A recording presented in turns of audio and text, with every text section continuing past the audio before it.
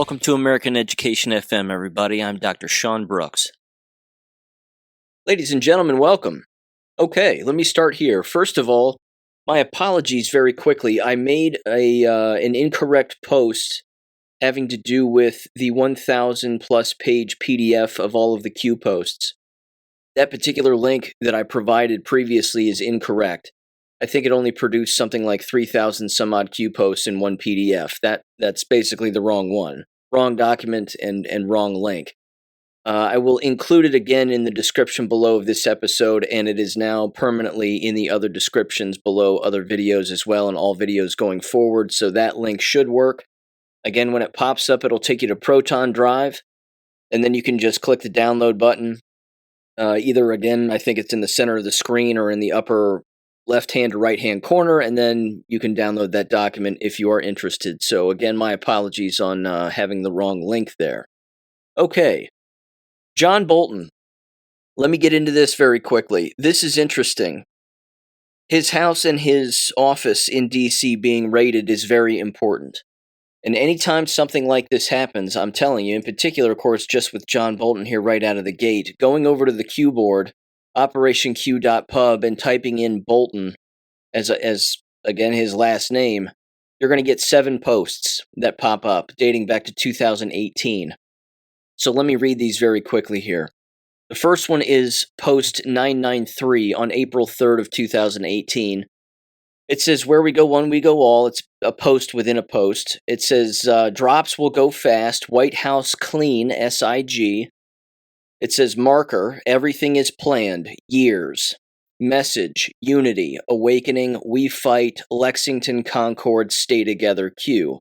And then below that, it says, "Follow Bolton. Clean, stage, learn how to archive offline. The streets will not be safe for them." And then in the next post, which is 994, same day, they repost that bottom post, and it says, "Operators on site, deep, safe, Q."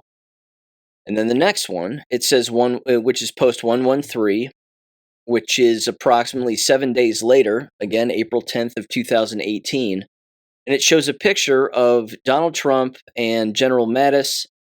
Mike Pence and Admiral Rogers is to the left of Mike Pence, along with, again, different generals and what have you. And it says, "Who is standing next to Pence and POTUS?"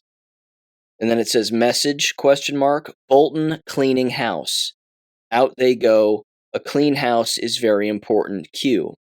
And the person, again, standing next to Pence and the president is Admiral Mike Rogers. And again, he's one of the good guys. And then the next post is 1603 on June 27th of 2018. Again, it's another post within a post, but here's what it says within the main section here. It says, "If you are smart," and stupid is in parentheses, "you know what just occurred at the meeting in Russia.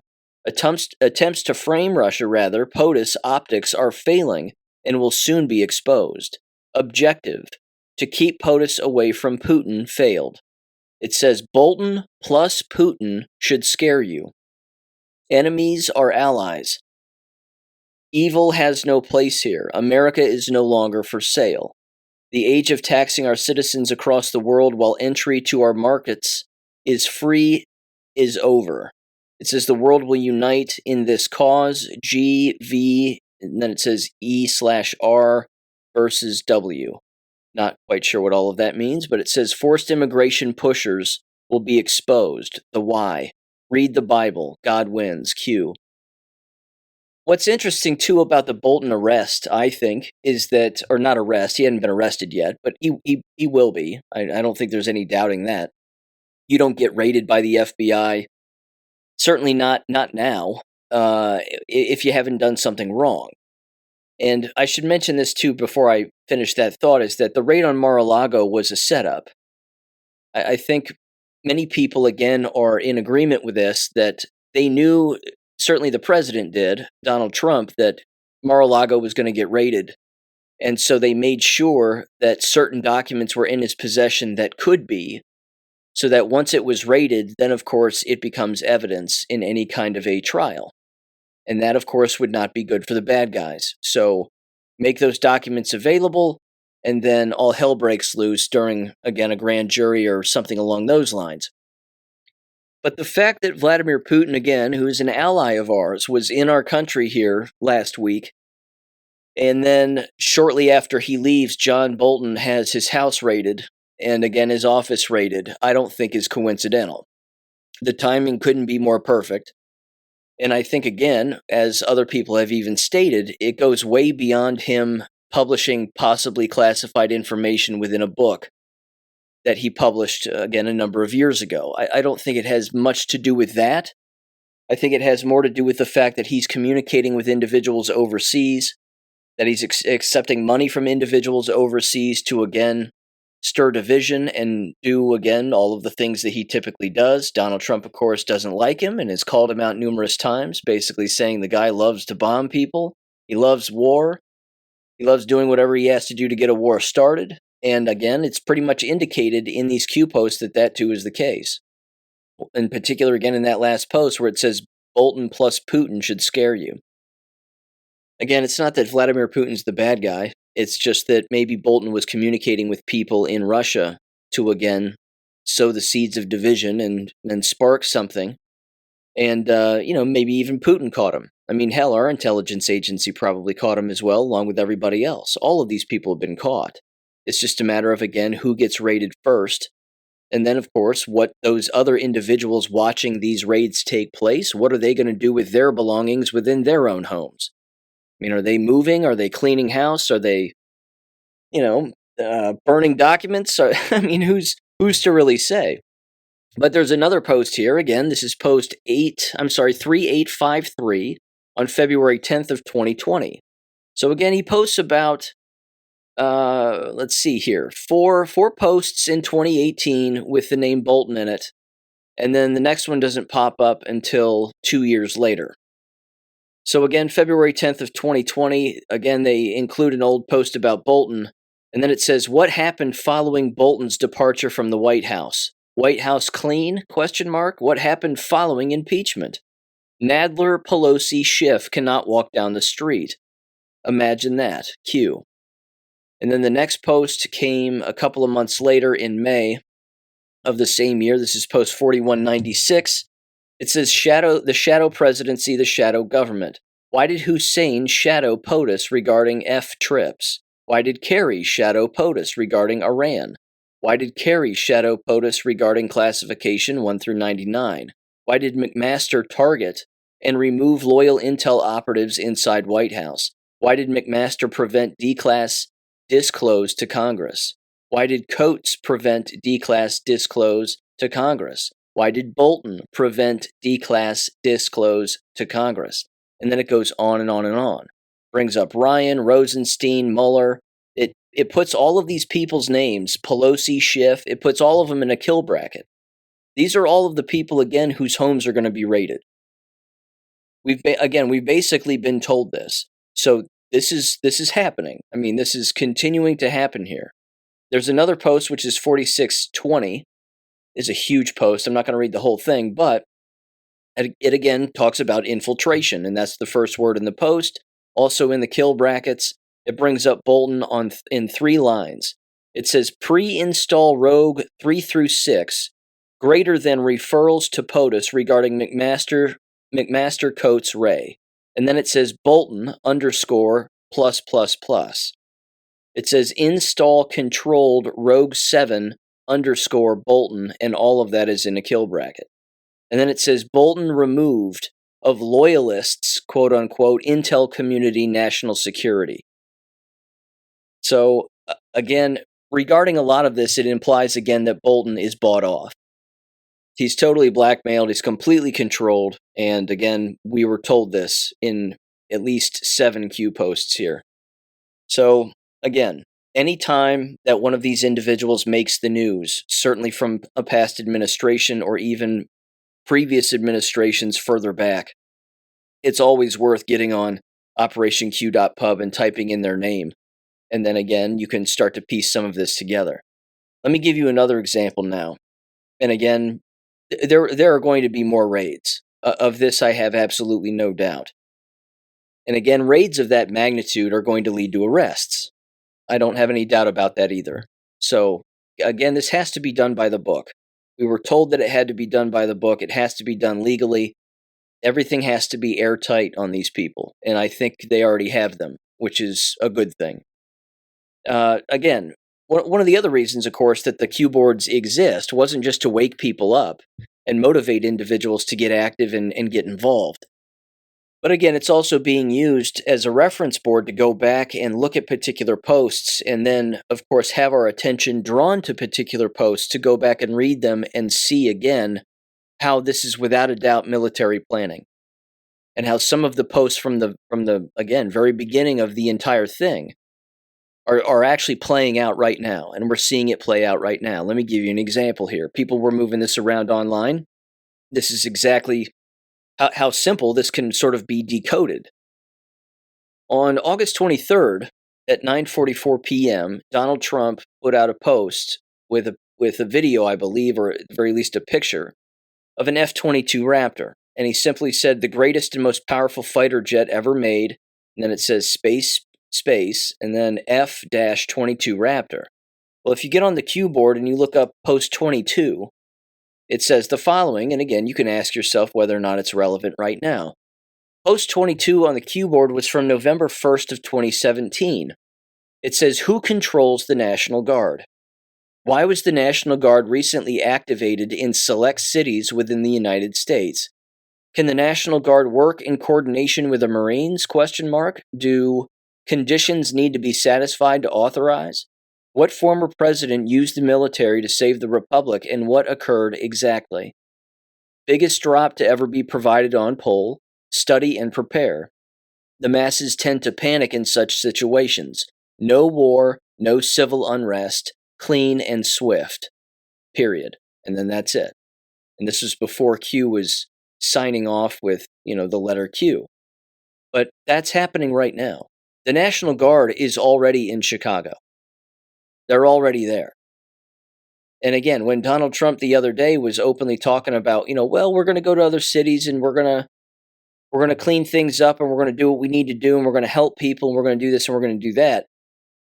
Again, that was the slow sort of wake up moment. Like, look, he's not really being casual about this. I mean, he's trying to tell people, we're coming to your city because what you're doing there, you're doing intentionally regarding crime and the people running the joint. And ultimately, again, as he's even said, the President of the United States is the nation's number one law enforcer. That's his job. And that's exactly what he's doing. So again, they're going to all of these cities. They're going to New York, Chicago, San Francisco, LA, the whole thing. And they should. They should go to Detroit also. They should go everywhere. I mean, these streets can be cleaned up in our nation. The homeless can be given a place to live, and possibly some of them be rehabilitated. Not all of them, of course, but that's why you open up mental institutions. And that's exactly why he's openly said that as president, that, they need to bring back mental institutions because that's where these people need to go. They don't need to be out on the streets again, harassing and robbing and using drugs and whatever else. They need to be regulated and they need to be monitored. But again, the simple fact that this is happening, and instead of, again, having individuals support these moves that are being made, certainly the mayors of these particular cities, you would think that they would that they would invite all of that in. You would think that they would want the help and say that they want the help.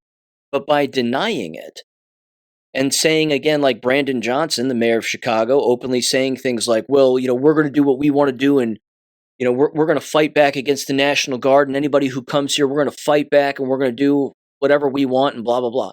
He's showing everybody not only that he's a full-blown communist, but he's showing everybody that he is responsible for exactly what's going on in Chicago. Being a mayor of a city can't be that tough.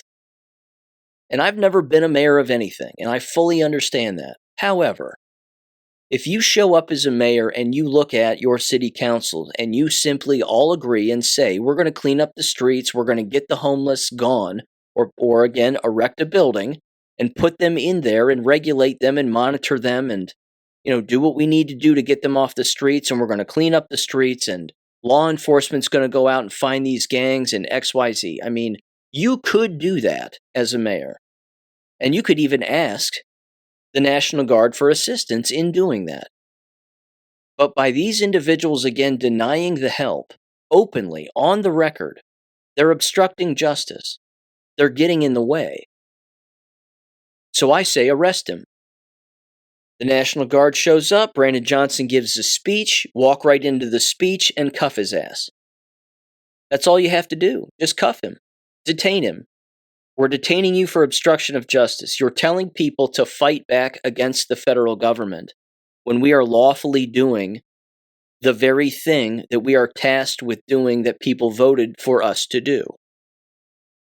Again, everybody is watching the end of this entire Democrat, quote-unquote, political party. As the president's openly said, too, again, they're advocating for crime. That's their actual political stance now. That's their, whatever you want to call it. It's their slogan. We love crime. It's incredible. And these people, again, they expose themselves. I mean, it requires no effort on our part. Just let them be who they are, and they will always show you.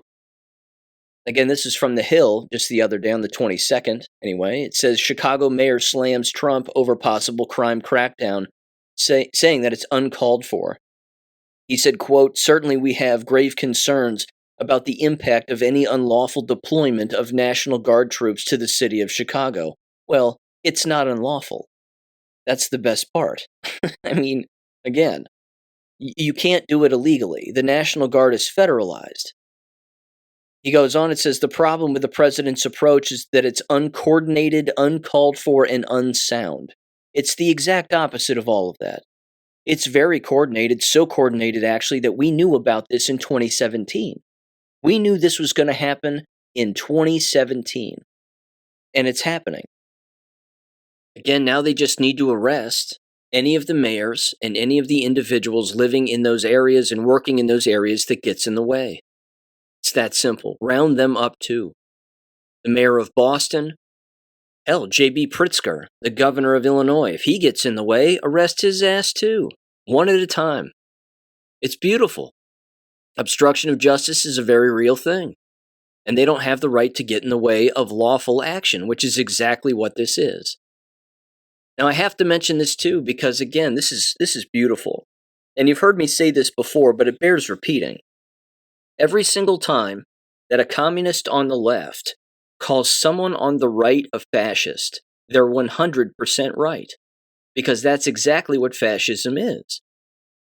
It's the exact opposite of communism and Bolshevism.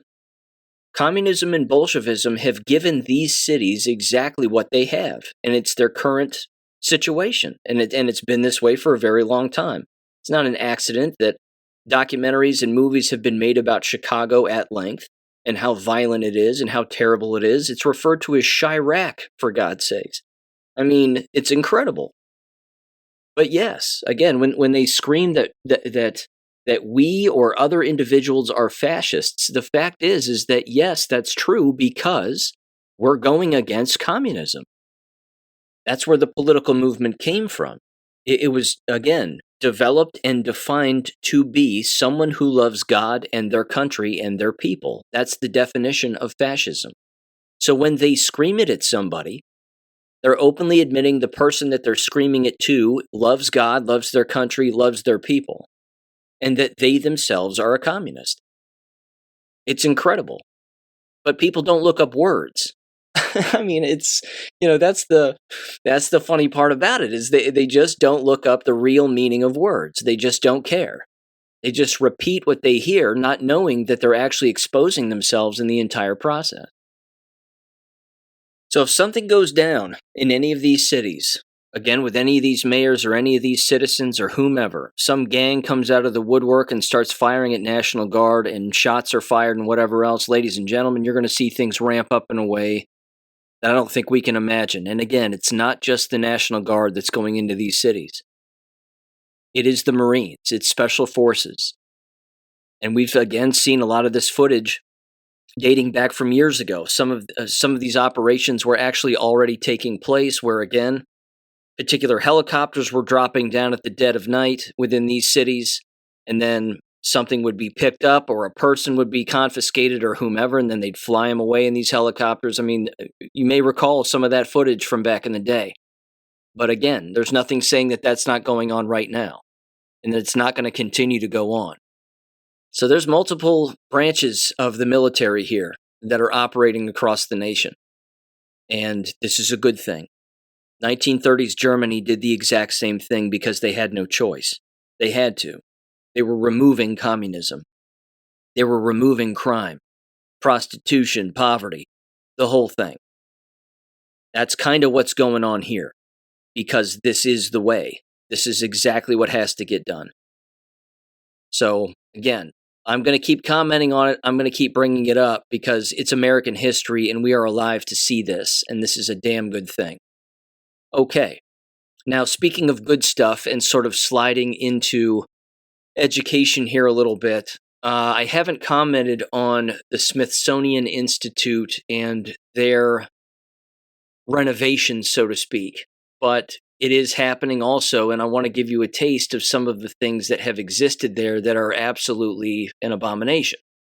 It, of course, is basically an anti-white, anti-American institution and has been filled with that kind of so-called artwork, which, of course, is not art. It's just political statements and activism, and it's just masked as being artwork of some kind.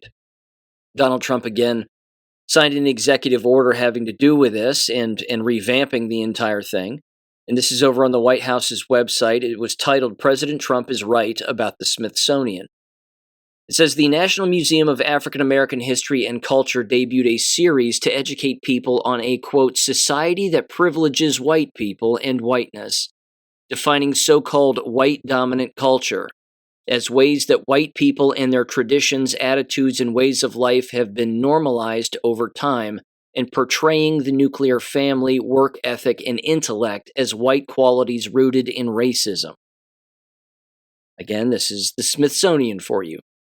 It says the campaign featured content from hardcore woke activist Ibram X. Kendi, and it was titled here, Talking About Race, Aspects and Assumptions of Whiteness and White Culture in the United States.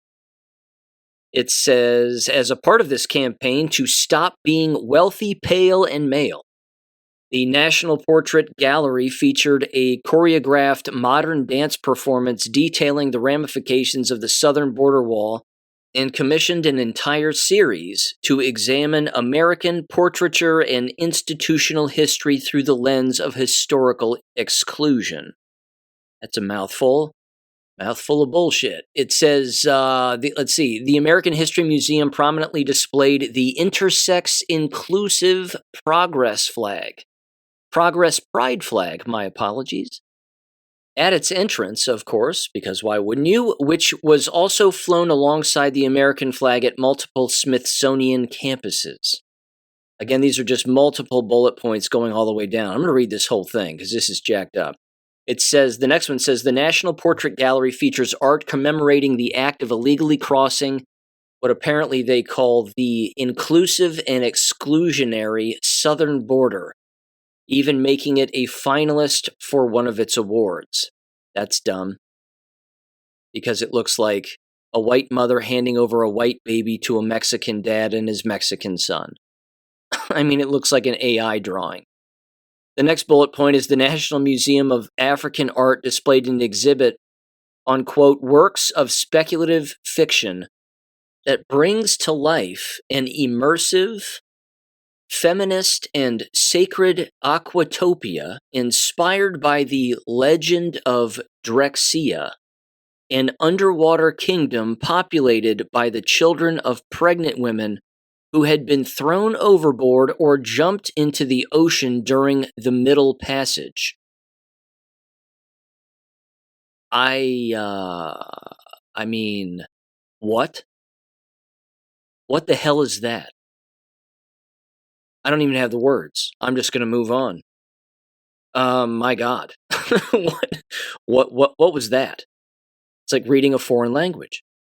The next one is the American History Museum's LGBTQ plus history, quote unquote, exhibit seeks to, quote, understand evolving and overlapping identities such as lesbian, gay, bisexual, transgender, queer, transsexual, transvestite, Mahu. That's right, Mahu.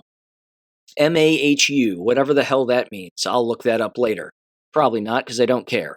Homosexual, fluid, invert, yearning, third sex, two sex, gender bender, sappist, hydra, HIJRA. Again, not a clue. It's a foreign language, ladies and gentlemen. Friend of Dorothy, whatever the hell that means, drag queen / king, and many other experiences, unquote, and includes articles on LGBTQ plus inclusion and skateboarding. Because why wouldn't it?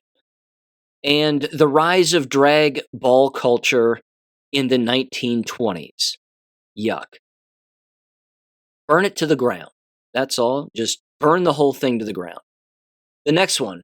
Hey, if I've got to live through this, you do too. Here we go. The National Museum of the American Latino features programming highlighting animated Latinos and Latinas with disabilities.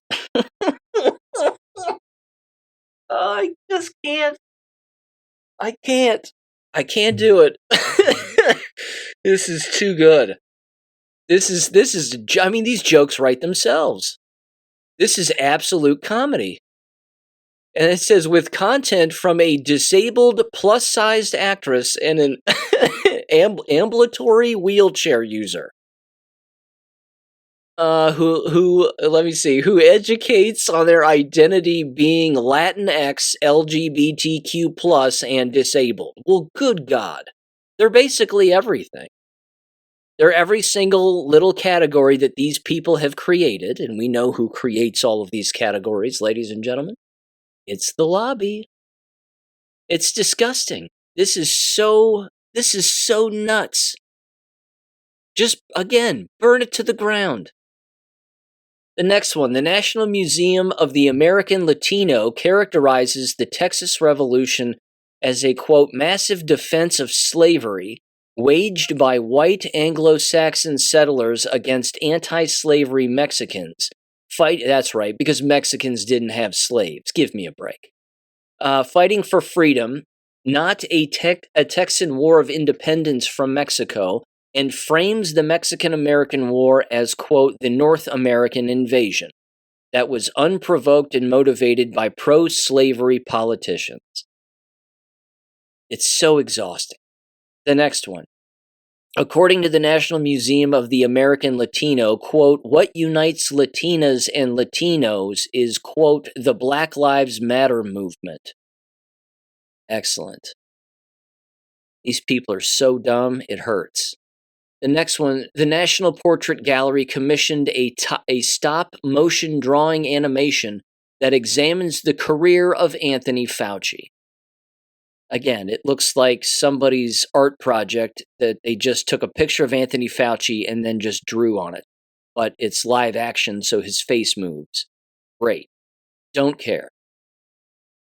The next one. The American History Museum's exhibit marketing the 50th anniversary of Title IX includes biological men competing in women's sports and argues in favor of transgender athletes competing in sports against the opposite biological sex. Well, of course you do.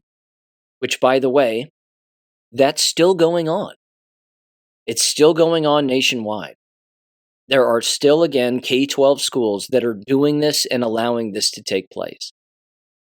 There are school boards that are allowing this to take place. I saw a story just the other day. Again, it was a volleyball team. Some high school volleyball team has a guy on it that is on the girls' team. And parents were showing up at the board meeting and yelling at the board members about allowing this to take place. Let's see, who was it? The coach ended up quitting the team because they didn't want to either, I guess, play against a boy, I believe is why the individual quit, which, again, good for them. A lack of participation does show these people, again, that's how you can end this whole charade. But the parents should be pulling their children out of those schools and bankrupting them overnight. You've heard me, again, bring that up endless times before. That's the immediate solution. You're going to tolerate this behavior? Great. Tolerate it with no one in the building and watch what happens. That'll get so much state attention that the state will have to intervene. But again, they're not making that move yet, which is unfortunate. Let's see here. This goes on, the Smithsonian. The American History Museum features a display that refers to the founding of America as a profound unsettling of the continent. Ridiculous. The next one, the American History Museum's American Democracy exhibit claims voter integrity measures are attempts to minimize the political power of new and diverse groups of Americans, while its section on demonstrations, quote unquote, includes only leftist causes. The next one says the American History Museum features a description of the Statue of Liberty holding a tomato in her right hand instead of a torch and a basket of tomatoes in her left hand instead of a tablet. Well, my God, isn't that bigoted? I mean, good Lord. They've just turned it into a Mexican holding a tomato. What next? I mean, are they going to turn it into an African American holding a chicken leg with a watermelon in the other hand? I mean, what is wrong with these people? Again, their soft bigotry comes right to the forefront. They don't even hide it. The next one says the National Museum of the American Latino features an anti-American exhibit that defines Latino history as centuries of victimhood and exploitation and suggests that the U.S. is stolen land and characterizes U.S. history as rooted in colonization. That's good. Under that, it says the exhibit features writing from illegal immigrants fighting to belong, quote unquote. The exhibit displays a quote from the Claudia de la Cruz, who apparently is a socialist nominee for president and a director an anti-American hate group, as well as another quote that reads, quote, "We didn't cross the border crossed us," unquote. These people can't be helped. They've just lost their minds. The exhibit remains prominently featured on its website alongside a quote from the Communist Party USA's Angela Davis, who was once among the FBI's top 10 most wanted fugitives. Yes. It wraps up here, ladies and gentlemen. Bear with me. There's only about 6 more of these. It says the National Museum of American Latino describes the post-Mexican American War California, describes a Californio family losing their land to American squatters, unquote. The next one is, the Museum of American Art issues American sculpture to invite dialogue and reflection on notions of power and identity. The next one says an American History Museum's Upending 1620, quote-unquote, exhibit claims pilgrims are a myth instead of framing them as colonizers. Yeah, that's right. Pilgrims are like unicorns. The next one says the American History Museum's exhibit about Benjamin Franklin focuses almost solely on slavery, specifically directing visitors to learn more about his electrical experiments and the enslaved people of his household, noting his scientific accomplishments were enabled by the social and economic system he worked within.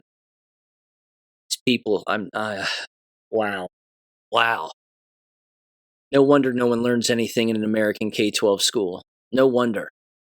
2 more. The National Portrait Gallery was set to feature a painting depicting a transgender Statue of Liberty before the artist withdrew it, who just happens to be black with pink hair and a blue dress. Okay. And then finally, ladies and gentlemen, the former interim director of the future Smithsonian American Women's History Museum declared the museum will be inclusive, quote unquote, of biological men posing as women, unquote. Well, not anymore. Say goodbye to all that garbage. Okay. Yikes. Anyway, moving on, ladies and gentlemen, to the Villanova University so-called hoax that took place a couple of days ago. Let me break this down kind of briefly, although I could spend an entire episode on it. You've heard me mention in the past how calling in threats to schools is actually done in many cases by the FBI themselves and deep state players, so to speak, CIA, whomever. They get a VPN, they pay for it. The VPN says that their IP address is coming from a foreign country in the middle of nowhere. And then they can call whomever they want. They can tap in or hack in or even just be given the phone number that allows them to push out a message again to all college students or all parents within a K-12 school or whatever, and then push whatever message they want, which in this particular case was that there was an active shooter and that everybody needs to stay in place and find shelter and whatever else, thereby, of course, causing a boatload of panic. This is a level of evil that your average American cannot comprehend. Because again, they don't think one or two moves down the line to answer the question of who is doing this and why are they doing it. The fact is that these are orders that are given to deep state players to, again, sow the seeds of division and stir up chaos and create false flags in order to, again, control people and socially manipulate them and terrify them and ritualistically traumatize them and so on and so on. And it happens all of the time every year. This is one of the weapons that, again, the bad guys in our country have at their disposal. And by bad guys, I mean government. It's deep state government players doing this. It's not some kid down the street.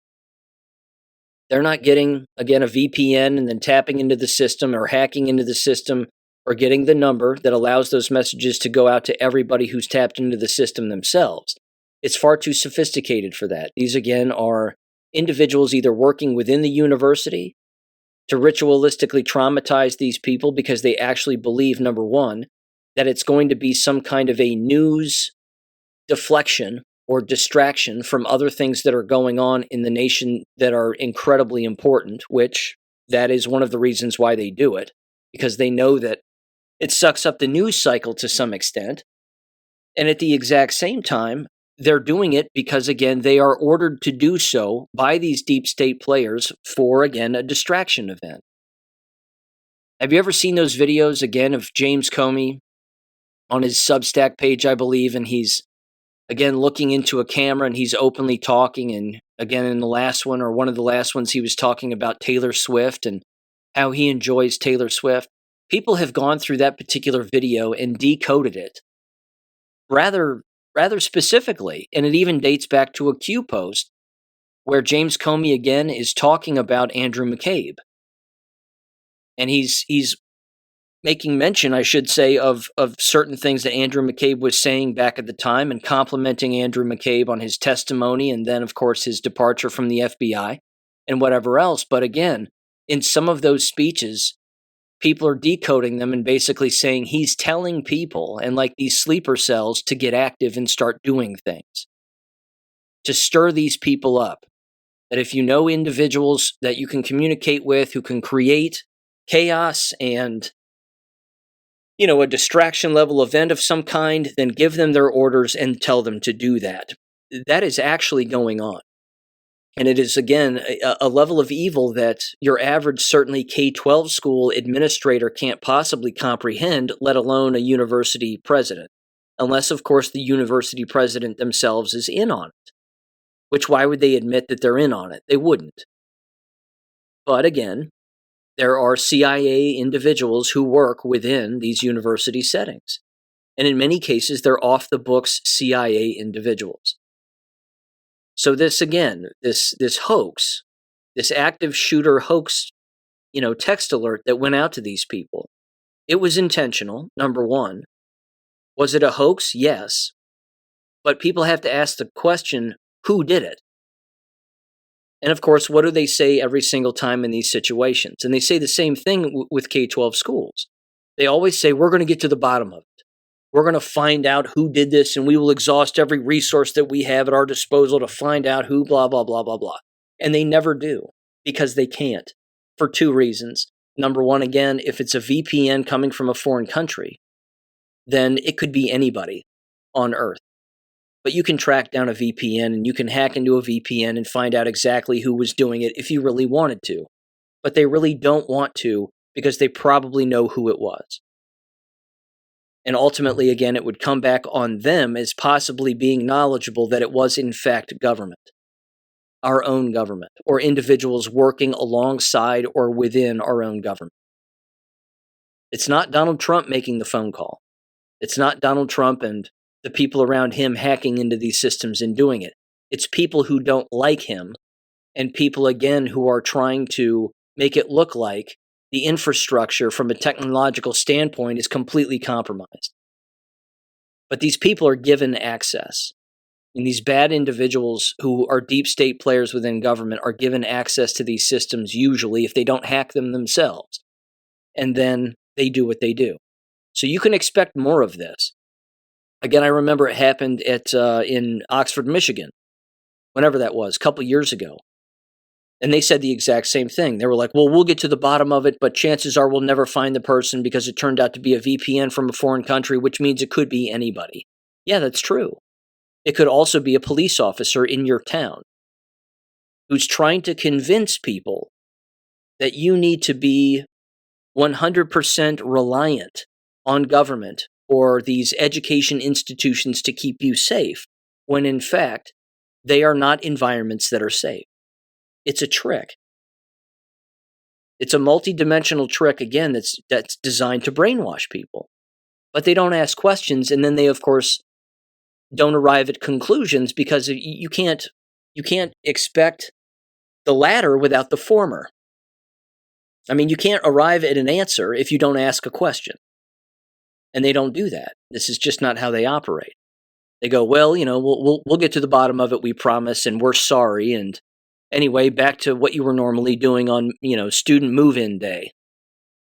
It's not that simple. It's just a level of evil that's more complex than what your average American can comprehend. But it happens with regularity. It is not an accident. It is coordinated. It has government assistance, deep state assistance, and it's always been that way. And again, you can expect this to ramp up, these so-called lockdowns. It's one of the last tools that the bad guys have right now, outside of, breaking into a mental institution or a juvenile prison someplace and then arming up, some young kid to go in there, go into a school basically with a bunch of guns and start shooting up the place really and actually killing people. I mean, that's a card that's still up their sleeve that they, of course, could use if they wanted to, but this is far more easy for them. And certainly around this time of the year with universities now back in session and K-12 schools back in session, this is something that's going to continue throughout the course of the year. So, it doesn't happen in homeschooling programs, ladies and gentlemen, and it doesn't happen in online universities either, now does it? It's all brick and mortar institutions all of the time. They're the ones that are always subjected to these government social engineering tricks to scare people. So, yeah, it'll keep happening. I guarantee it. Now, let me mention this and read this particular post because this was interesting. And I want to thank the individual who wrote this because this is very well done and very articulate and very thought-provoking as well. In my previous episode, when I was going through and describing some of the anomalies with the newly released Uvalde, Texas badge cam footage and how ridiculous all of that was, this individual dropped 3 huge posts on my Rumble channel in the comments section, and I want to read it word for word because it's very well done, and they too know that the whole thing was a hoax, and they hone in on very specific things as well. And it's an actual point that I haven't even mentioned, at least I don't think I did. Maybe, I don't know, but it's an interesting observation, and they're accurate. So anyway, here's what they said. Quote, "Dear Dr. Brooks, I have scrutinized the body cam footage from Uvalde many times over, without going into the odd behaviors and crisis acting. I bring to your attention a gross detail that is never addressed. When the initial wave of officers arrive, including the police chief, who later becomes the fall guy, it is clear that they are approaching the classrooms as if with the intention of entering one of them. This is about 3 minutes after the shooter has entered the building and made his way into classrooms 111 and 112, which are indeed connected by a door in the wall between them, clear from both floor plan and school, and earlier body cam footage released for another officer, as well as photos from inside room 112. I missed the door, but okay. Don't doubt it. Anyway, they went on. They said the arriving officers formed stacks at both ends of the corridor, approach the rooms, but then retreat upon receiving gunfire, quote unquote, through the wall and or door. Henceforward, the narrative is that they believed the classroom doors to be locked. But why? Nobody ever touched the door handle of either door. Why in the world would this suddenly become the default assumption when they initially approached the rooms with intention of entering them? Did they assume the shooter locked one or both doors with the key on the outside after removing it from a teacher? Yes, the doors could be locked only from outside the room. And they're right about that. That's how most classroom doors are locked. Now, there are some cases where you can lock it from the inside, certainly nowadays. And one of the reasons that they decided to change those doors and those doorknobs and those locks is for that very reason, so that you wouldn't have to open up the door, put your key in the outside, lock it, test to see if it's locked, and then close the door from the inside. You could just walk up to the door from the inside and lock it from the inside. They went on here. They said, to add to the serio comedy, Deputy Laura, whose body cam was released, later walks into the rooms 102 and 108, both with doors unlocked and both occupied with students and teachers. So during the lockdown, none of the teachers in those rooms locked their doors. Room 110 is vacant and also unlocked. Then later in Coronado's body cam, you see the police chief fumbling around with keys trying to find the master key as he uses room 109 as a test case. And who is directly behind him as he does this? Laura, of course. And he never suggests to the police chief that there's a good chance one of the doors is open. They said, I'll continue with another message, and they did, and they kept going. They said, but the chief has been there since the beginning of the police presence. Again, there is no reason for him to even assume the door is locked, but this assumption remains the narrative for the next 70 minutes. As absurd as this is, the media never addresses this, and neither do the government reports.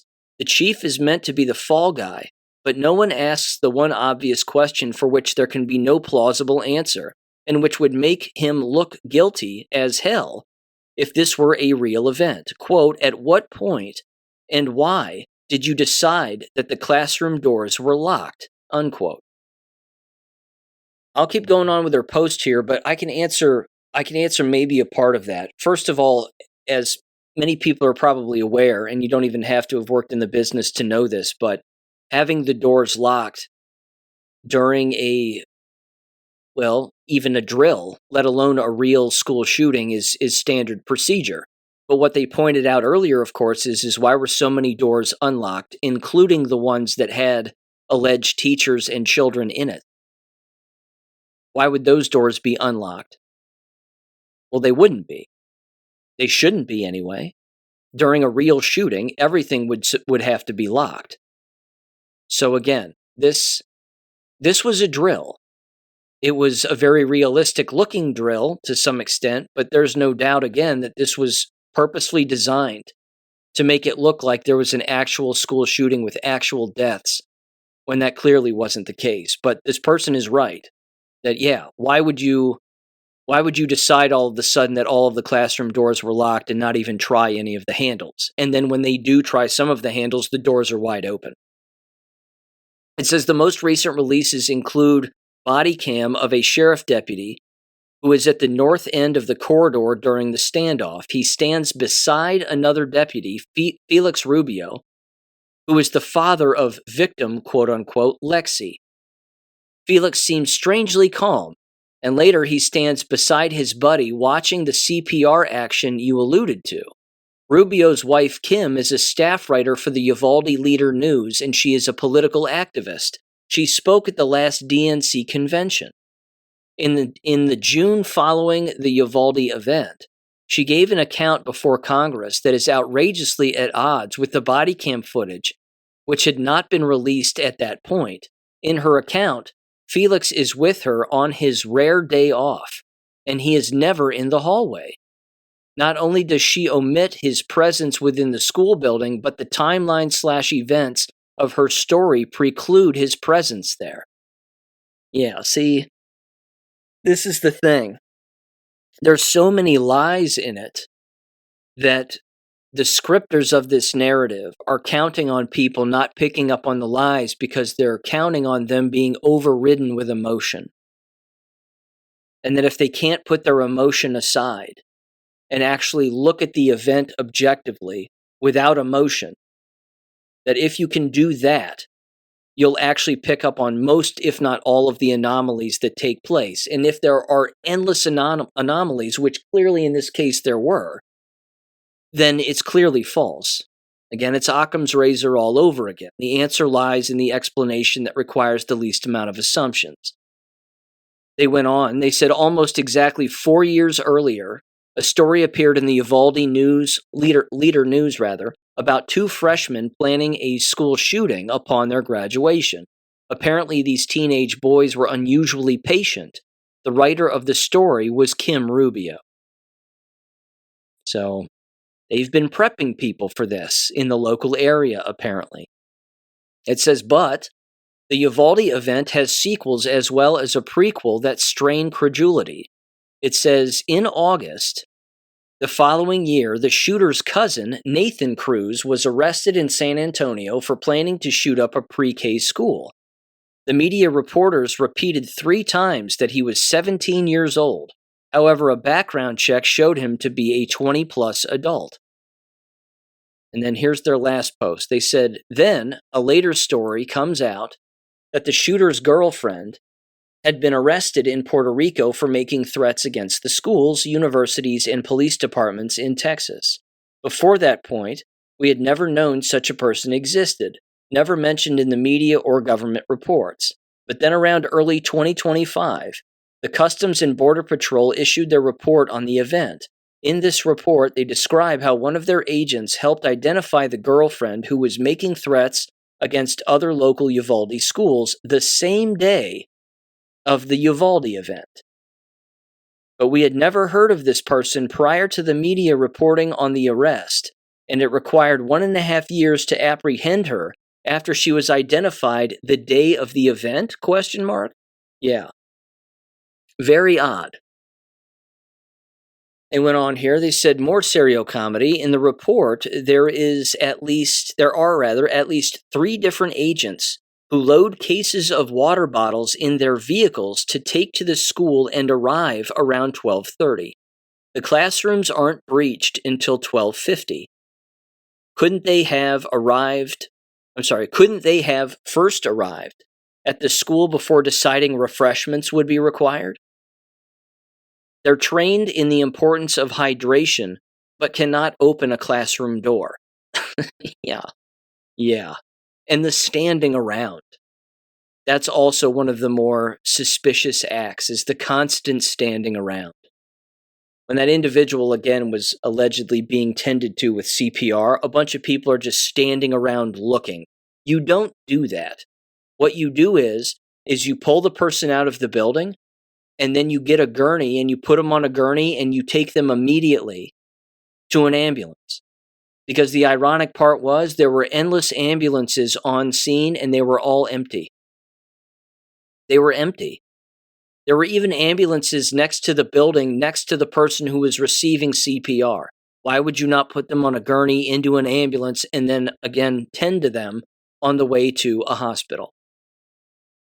It's always in the policy, too. That's where you can always find the lie.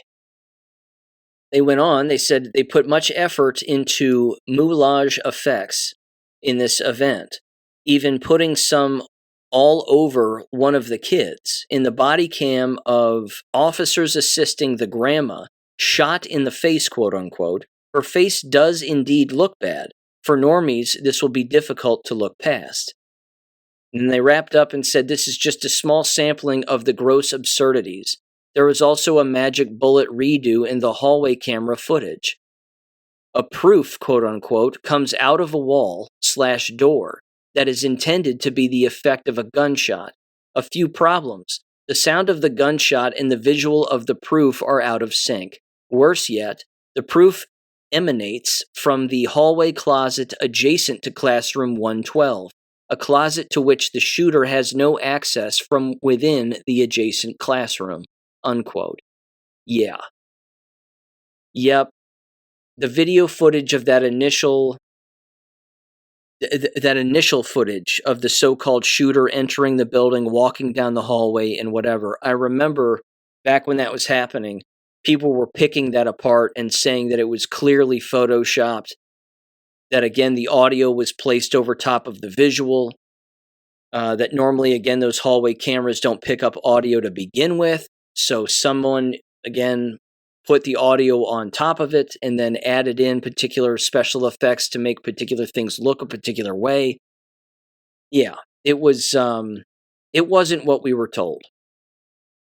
But again, hopefully, those kinds of scripts and those kinds of, I don't know, very drawn out, I'm not sure what you would call it. They're, of course, false flags. They're not real, but those very elaborate schemes, we can only hope that that doesn't happen again.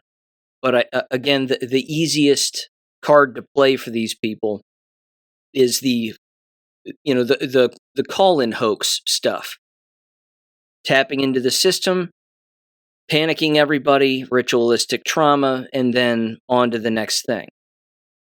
I just don't understand why after events like that, again, whether they be fake or whatever, again, massive schemes like Uvalde or something, far more simple, like Villanova, for example, why individuals would then double down on their support for a school district or a university.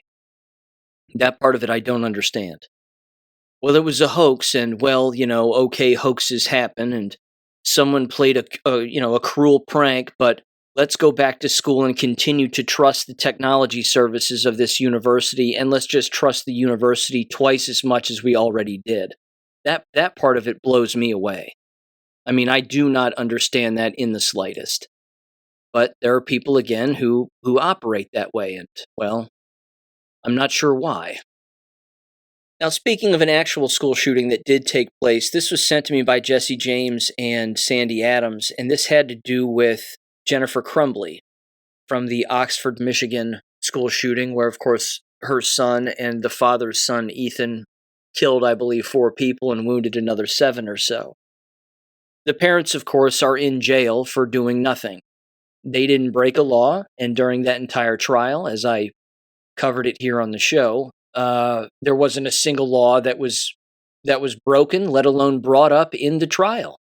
And yet they sit in jail for a great many years. This is a Facebook post put out by Shannon Smith, who was Jennifer Crumbley's defense lawyer. And as it turns out now, this case has made its way to the appellate court and Court of Appeals there in Michigan, which is good. So here's what Shannon Smith said. She said, quote, "Finally, it's been a long time coming. Jennifer Crumbley's brief was filed with the Court of Appeals last night, and it's time to see some fireworks as it gets unraveled. Some interesting questions will be decided. Can parents really be held responsible for intentional murders committed by their 15-year-old? Can prosecutors hide deals given to 2 important witnesses and cover up their actions, involvement, and liability? Is it appropriate to hire PR companies to find ways around building support for a case when the evidence does not amount to crimes? I'm very curious to see how this shakes out, but not excited to watch people parrot the evidence that was never proven at trial, but was successfully injected into the case by PR companies, that Ethan asked for help and or that he was showing signs of mental illness. Justice, fairness, karma. And then she said, y'all go do your thing now.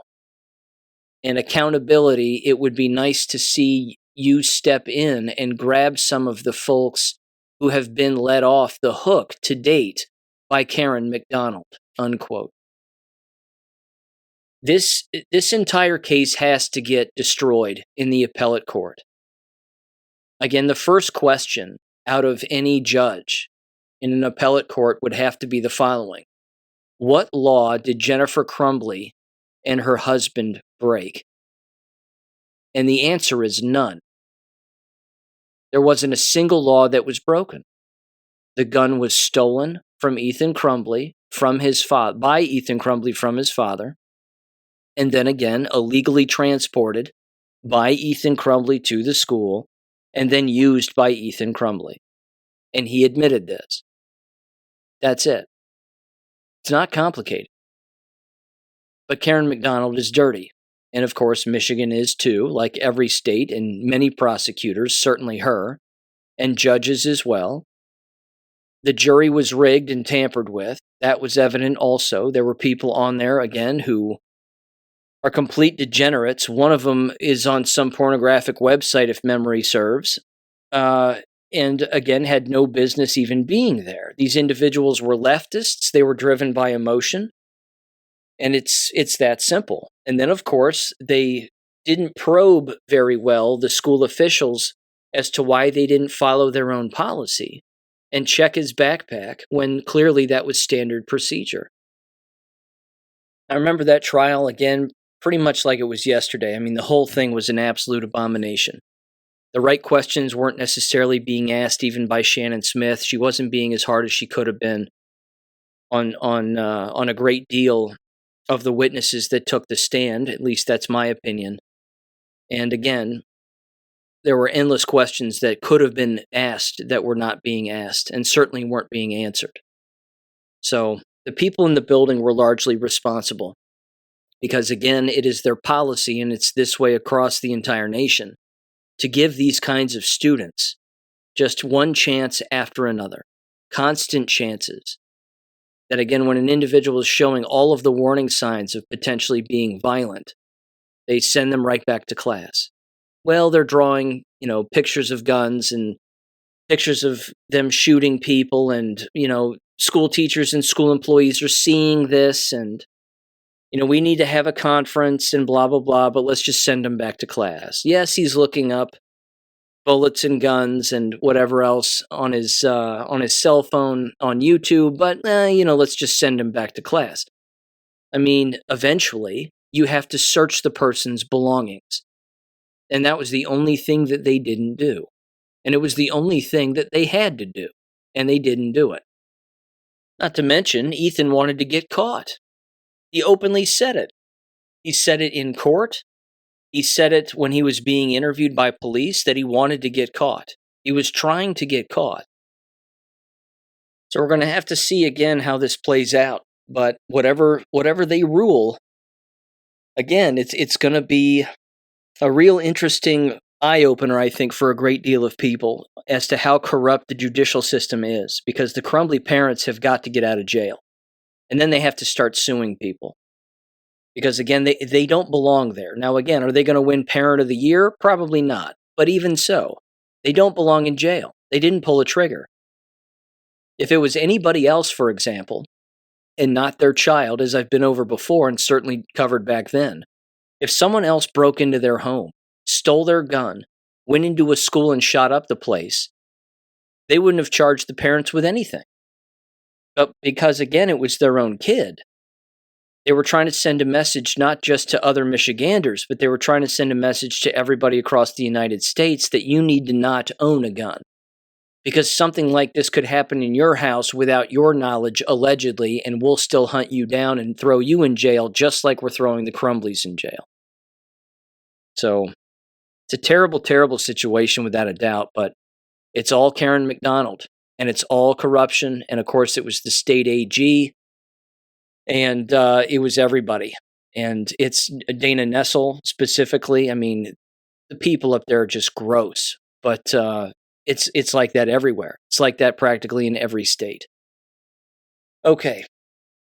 Moving on here, I'm not going to read this whole article, but I did want to mention a couple of pieces of this because this is textbook money laundering. And this is, again, one of the things that happens in the education business with regularity, certainly when it comes to particular grants that are written, and certainly when it comes to grants that are written for subjects like this. This was from Real Clear Investigations a few days back, and it was titled, "Billionaires Backing Woke Math Doesn't Add Up Amid DEI Rollback." Again, money laundering. I'm going to read the beginning of this just to give you a quick background and then dive into some of the direct quotes and where some of this money is going. And of course, what it's going toward, which is remarkably stupid. It says the following here, quote, "Jim Simmons' mathematical skills helped transform him from a prize-winning academic at Harvard and MIT into a legendary financier whose algorithmic models made Renaissance Technologies one of the most successful hedge funds in history." It says, after his death last year, one of his consequential bequests went to his daughter, Liz, who oversees the Heising Simmons Foundation and its nearly $1 billion endowment. It says, what Liz Simmons has chosen to do with that inheritance might have surprised her father. Jim Simmons devoted much of his charitable giving to basic research in mathematics and science, but his daughter's foundation is moving in a very different direction. The Heising Simmons Foundation and similar organizations are supercharging a movement to remake K-12 mathematics education according to social justice principles. That's right, ladies and gentlemen. Another NGO strikes again. And if you thought that so-called Common Core math or woke math was gone and not coming back, no, it's about to get a whole lot worse. It says the revamp the advocates seek is profound. They reject well-established practices of math instruction while infusing lessons with racial and gender themes. The goal is to motivate disadvantaged students while dispensing with the traditional features of math, like numerical computation, that they struggle with on standardized tests, considered an oppressive feature of white supremacist culture. And scene. Didn't take long, did it? Basically, if you can add correctly, stack numbers on top of each other, add, subtract, multiply, and divide correctly again, then you're a white supremacist. And you're a racist and a bigot, and then the name-calling dump truck backs up and drops off its load and drives away. Again, these people are insane. They're insane. It says in many quarters, including corporations and universities, diversity, equity, and inclusion programs are in retreat due to pressure from the Trump administration and the courts. Not so in public education, with curricula that are locally controlled and largely insulated from the dictates of Washington. It says that allows progressive foundations and like-minded charitable trusts to continue to pour millions of dollars into reshaping math education for Black and Latino kids, including a $800,000 grant this year from the Heising Simmons Foundation, even though there exists no credible research showing that the social justice approach improves their performance. Well, of course there isn't. And I have to say something too here, because I'm going to pat myself on the back just briefly. This is exactly what I said would happen when you eliminate the Department of Education. Did I not say it? That this right here is exactly how these people will move. Public schools will work hand in hand then with NGOs because NGOs will bypass the now non-existent Department of Education, even though it's still there in name. It's certainly not there in a sense that they can be trusted to work with these NGOs. Certainly not these radical ones anyway. And so these radical ones will specifically seek out state education boards and other lobbyists within the states, if not the school districts themselves. And certainly they will, the universities and teacher education departments and the whole thing, and they'll just work with them directly. and still get all of their bullshit directly injected into these environments just like this. It goes on, it says politicians and legislatures, even school boards, are often too hamstrung, quote unquote, to get things done. Bob Hughes, the director of K-12 education at the Gates Foundation, what could possibly go wrong there, said at an online symposium on the need for racial equity policies in America's classrooms. Philanthropy, he added, faces fewer barriers in making rapid changes. See what I mean? They're openly telling you now that they're going to bypass anybody who gets in their way, and they're going to go right to the source that's going to be so gullible that they're going to drink it up in an instant. You talk about burning the candle at both ends. No wonder the state of Pennsylvania has 9,000 some odd vacancies in the teaching profession. Ohio alone has over 3,500. I mean, it's just amazing. People are leaving the business in droves, and they're not filling these positions. The local school district where I live has 12 vacancies. They still need a school psychologist also, along with a bunch of education assistants and special education individuals and whatever else. I mean, it's mind-numbing. It says the Gates Foundation has been a leader in the promotion of anti-racist math instruction. I can't even believe I have to say that.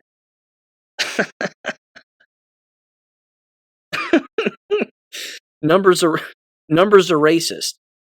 And if you can't use numbers, or you're not good with numbers, well, then you're I don't know, you're marginalized, I guess, by white supremacists, or the man's getting you down and it's not your fault. I just don't know what to do with these people. It goes on, unfortunately. It says it supported a project called, quote, A Pathway to Equitable Math Instruction. The project discards basic tenets of learning, like asking students to show their work and find the right answer, as vestiges of white supremacy culture. There you go. The pathway is promoted by EdTrust West, which also receives support from the Spencer Foundation, the Heising Simmons Foundation, and other major donors. Again, it goes on regarding DEI practices and anti-racist activism into all math instruction, with over $500,000 in grants in recent years. I can't believe there's this. It says last year the group hosted an hour-long webinar on, and you got to hang on for this for a minute, but it says, quote, 2SLGBTQIA plus identity in mathematics education. An hour-long webinar on that. It says during the event, a speaker expounded at length on various queer and indigenous identity groups while spending virtually no time on math-related curriculum and instruction. At one point, the presenter erroneously claimed that there are 15.3 billion students in U.S. high schools, a figure that would require the entire global population to be enrolled in American secondary education twice over. The speaker likely meant to say millions. Well, they're stupid. There's a few more paragraphs here that I want to read, and then I'm going to wrap it up, but you can see where this is going. It says the foundations similarly fund practical lessons that put race at the center of math instruction. In Alexandria, Virginia, for example, the Heising Simmons Foundation supported a public school program that encouraged kindergartners through second graders to count the characters in picture books by race. At the end of each session, teachers guided students in creating racial scorecards for each book, then voting to select those with the fewest white characters. The exercise was presented as mathematics education. Again, you talk about the real bigots. I'm telling you, it's the communists, period. It goes on, it says, Joe Bowler, a controversial professor of education at Stanford University, who championed the push to remove 8th grade algebra from San Francisco's public schools in the name of equity, traces her support to this network of foundations. The Gates Foundation and Valhalla Foundation, which was founded by Scott Cook, the co-founder of tech firm Intuit, have long funded her math education project called U Cubed. I want my life back after having read that paragraph. I want all my time back. I'm sorry I had to read that. It gets worse. It goes on, it says, these deep pocket donors also fund Danny Bernard Martin, a professor of math education at the University of Illinois at Chicago, and a leading voice in what critics call woke math. Over the past 6 years, the Racial Justice in Early Mathematics project, which Martin co-leads at the Erickson Institute in Chicago, has received nearly $2.5 million from the Heising Simmons Foundation. It says this year the foundation announced an additional $800,000 grant to help the project develop toolkits for wider implementation among teachers, administrators, and researchers. Money laundering.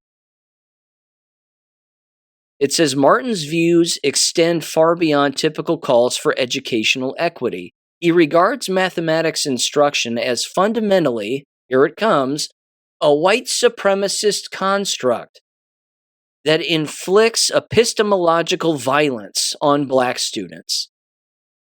Tackhammer. I mean, these people have to be hit in the head with a tackhammer. In his estimation, even DEI programs are too conservative. It says mere accommodations, he said this, quote, rooted in the fictions of white imaginaries and designed to appease white logics and sensibilities. He couldn't be more of a racist or a bigot if he wanted to be. The solution Martin proposes is radical. Here we go. Black students should seek instruction exclusively from black teachers at independent black institutions. Yes, that's right. He's advocating for segregation. To which I say, okay, go for it. Go for it. You want segregation? You think that black teachers teaching black students in predominantly independent black institutions is going to help those students and those teachers at the same time? It's called Chicago Public Schools. How's that going? They already do this across the nation. How's that going? It says they should resist the temptation of advanced coursework and mathematics-related employment and instead engage in walkouts and boycotts to protest against mathematics education as it currently exists. The very structure of math instruction, Martin contends, has dehumanized black students through low test scores and failing grades. I'm just done with it. I'm done. I'm done with the article. You know how the rest goes. It's over on my Gab and X account if you're interested in reading the rest. It's absurd. It's absolutely absurd. This is burning the candle at both ends. The people working in the business are destroying the business with their own participation. And they think, again, that they're going to rule over the ashes, and they have no problem doing that. They're already doing it. I mean, it's incredible. It's already happened. It's already an ash-filled place. It's not a profession. But there's no saving it. Not when you have people like this at the top and donors like that at the top with that kind of money. Which, again, begs the question which everybody's been asking. Why on earth is Bill Gates still walking around? The man is openly advocating for the murder of endless people. But again, if somebody makes a post online that is threatening towards somebody else, you get a knock on your door from the feds. But Bill Gates is allowed to talk about depopulation. And things like this, of course, are allowed to happen also. It's amazing. And as we also know, if the shoe were on the other foot and that were a white professor at Stanford University who's quote unquote controversial, or rather Chicago, I should say, and is again that controversial, if they were white, saying that, well, we need to have white students doing this and they need to be separated from black students, or even if they were to say, black students need to have just black instructors, that person would lose their job. But this guy gets away with it because of his skin color. It's incredible. Let me make mention of this too real quick before I wrap up. I have one more jab-related article here from the CDC, which is going to be kind of interesting, not to mention with September right around the corner. You may recall again that RFK claims that he's going to release all of this study information having to do with vaccination in general. And again, what all of it looks like and how unhealthy all of it is, of course, because it's all poisoning. But with that aside for just a second, I came across a YouTube video that had to do with Pennsylvania. And again, 9,000 plus teachers leaving the profession. And I think it was 3 years ago, they had 9,500 leave the profession. In the entire 4 or 5 minute YouTube video, which again, I'm just going to summarize here very quickly, they're talking with leftist teachers about why the education system is crumbling and why the dissatisfaction rate is so high. And the one thing that they hone in on is their need for more training and their need for more money. And that's it. I mean, those are the only two reasons that are largely brought up in the entire piece. That they're frustrated with the lack of experience, and they're frustrated again with the lack of training that they're receiving because apparently they need more. And then, of course, more compensation and more monetary compensation. That's not why the business is failing. It's not failing because of a lack of, meetings, we'll call it. They already have way too many. And it's not because of a lack of money. You can make plenty of money in the education business.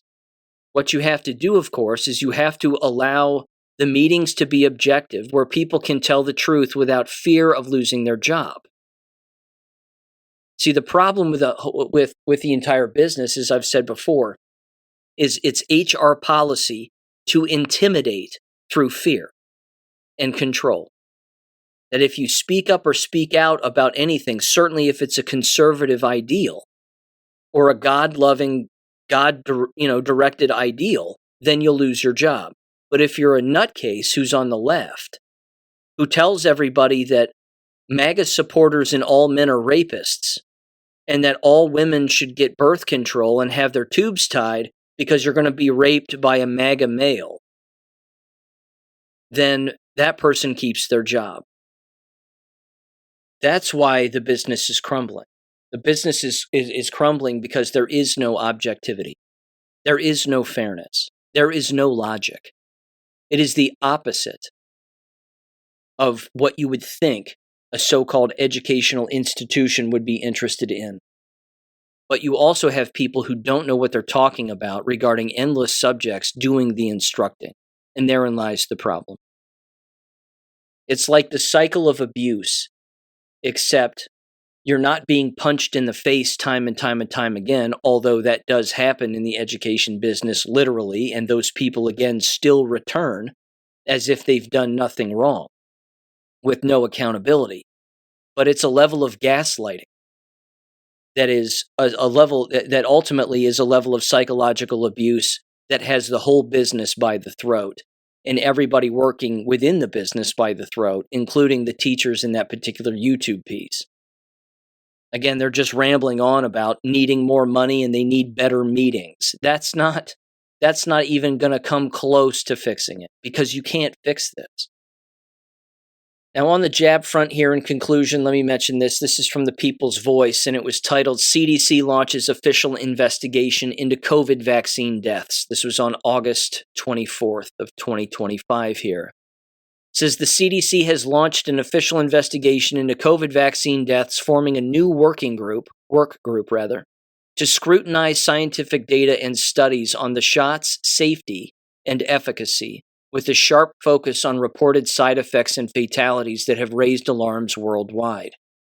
The CDC announced that this work group will delve into mounting evidence of adverse events, including thousands of documented deaths linked to the vaccines, using the findings to shape future COVID-19 immunization policies.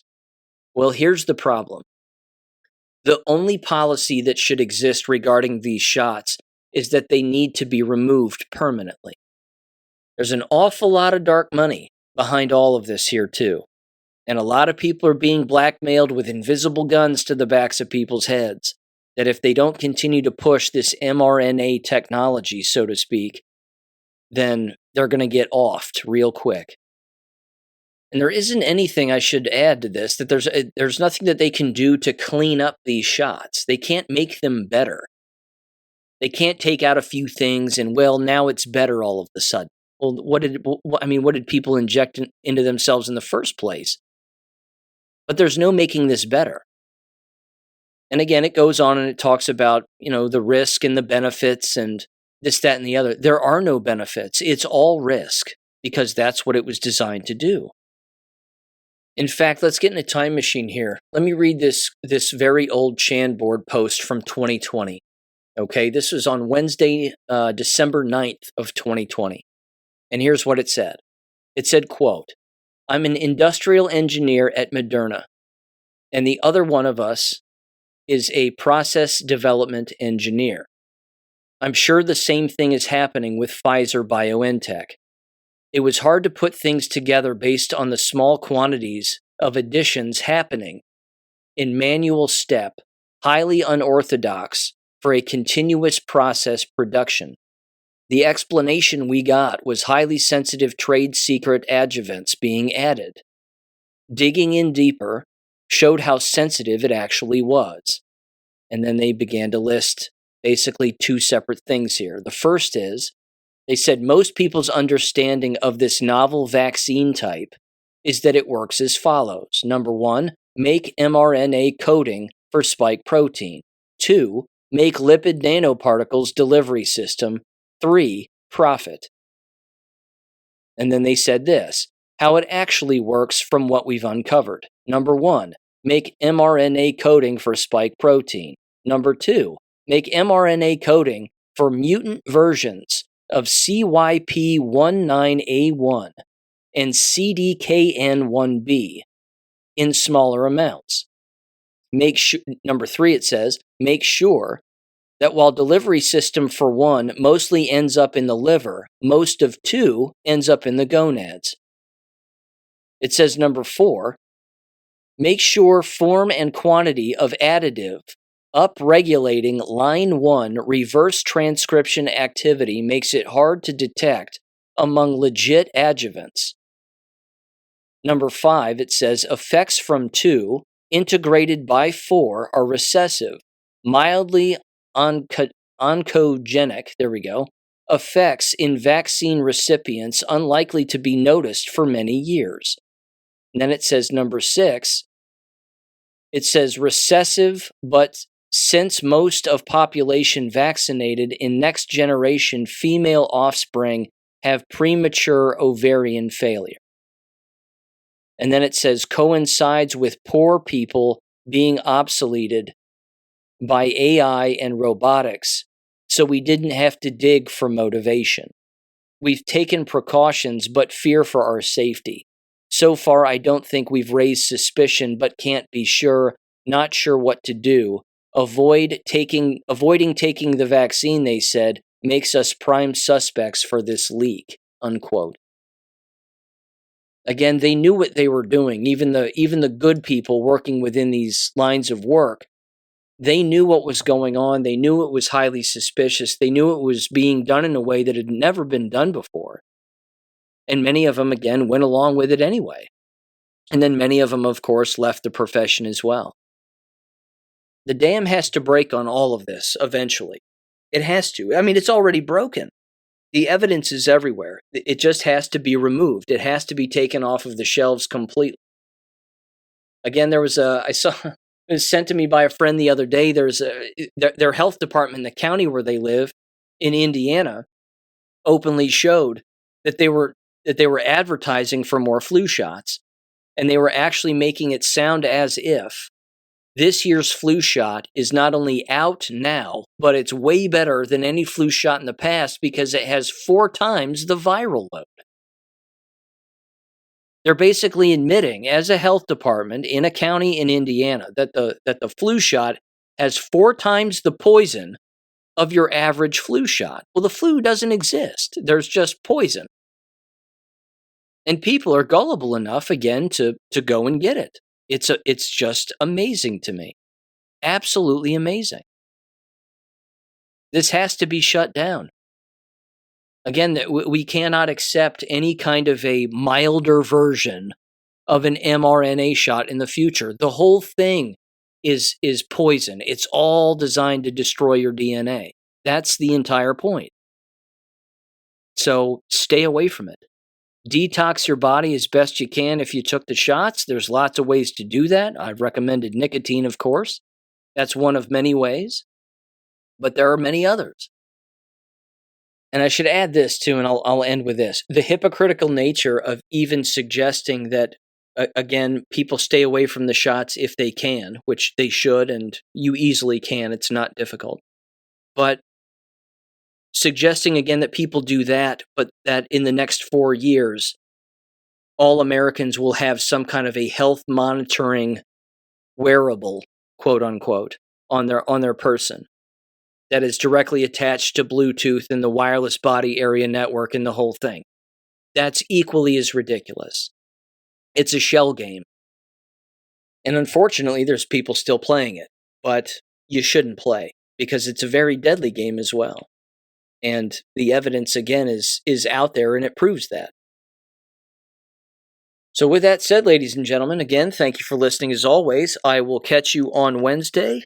And again, I've got that new link for that Q PDF with all of the posts that were ever dropped. Again, feel free and download that if you are interested. Again, there's a Substack up on the AmericanClassroom.substack.com where, again, I basically discussed on GreatAwakening.win the use of AI and how it's similar to Project Looking Glass, at least in my opinion. And then it started off a discussion that had a lot of different posts with people, again, dropping in YouTube videos and a number of other things. If you want to give that a read, feel free. And yeah, thanks for listening again as always. I'll catch you on Wednesday. Peace. Thank you for listening to American Education FM. Make sure and check out AmericanEducationFM.com for more information. Take care and God bless.